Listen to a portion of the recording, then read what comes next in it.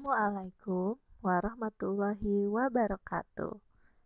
Apa kabar anak-anak semua? Ibu senang sekali bisa bertemu lagi bersama kalian dalam pelajaran IPA, Ilmu Pengetahuan Alam. Nah, pada kesempatan kali ini, Ibu akan melanjutkan pembelajaran IPA pada bab 6 mengenai benda langit. Tapi sebelum kita mulai pembelajarannya, lebih baik kita membaca doa terlebih dahulu. Ucapkan basmalah. Bismillahirrahmanirrahim. Yuk kita lanjut pembelajarannya sekarang. Pada materi sebelumnya, kita sudah mengetahui beberapa benda langit. Benda langit yang ada di siang hari terdapat matahari, sedangkan untuk benda langit yang terdapat pada malam hari ada bulan dan juga bintang. Kalian semua sudah tahu kan kalau matahari, bulan, dan bintang itu merupakan ciptaan Allah. Nah, sekarang kenapa sih Allah itu menciptakan matahari, bulan, dan juga bintang? Nah, Ibu hari ini akan menjelaskan mengenai manfaat matahari. Jadi, kenapa Allah itu menciptakan matahari di bumi ini? Nah, yang pertama sebagai pusat tata surya. Yang kedua sebagai penerang. Bayangkan bila tidak ada matahari, maka semua bumi ini akan terlihat gelap dan hitam. Yang ketiga sebagai sumber energi. Yang keempat sebagai penentu waktu dan juga arah. Yang kelima sebagai sumber warna keindahan.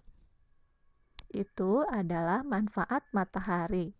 Sekali lagi ya, sebagai pusat tata surya, sebagai penerang, sebagai sumber energi, sebagai penentu waktu dan arah, juga sebagai sumber warna keindahan. Itulah mengapa Allah menciptakan matahari untuk kita semua. Berikutnya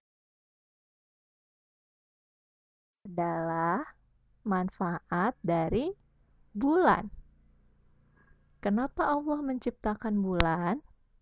Bulan ini bermanfaat untuk kita sebagai satelit bumi. Kemudian sebagai penggerak pasang surut air laut dan juga sebagai penentu waktu. Sekali lagi, manfaat bulan adalah sebagai satelit bumi, sebagai penggerak pasang surut air laut, dan juga sebagai penentu waktu. Nah, seperti itulah manfaat dari bulan.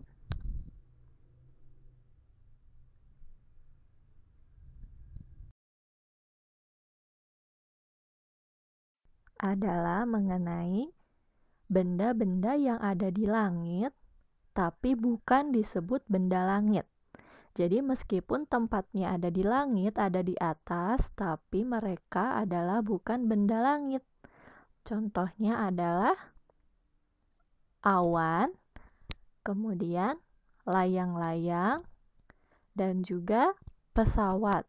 Jadi meskipun mereka suka berada di langit, tapi mereka bukan termasuk benda langit. Kenapa Bu Guru awan, layang-layang, sama pesawat itu termasuk bukan benda langit? Karena awan, layang-layang, dan pesawat itu berasal dari bumi.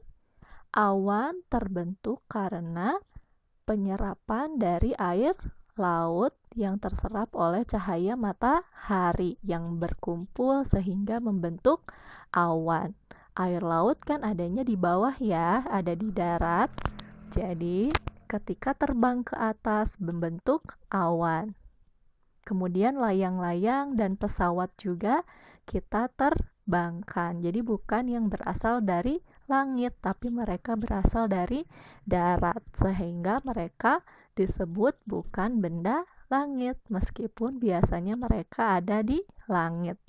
Sekali lagi, benda langit itu terdiri dari matahari, bulan, dan bintang. Untuk awan, layang-layang, dan pesawat itu disebut bukan benda langit. Nah, seperti itulah pembahasan mengenai benda langit pada kesempatan kali ini.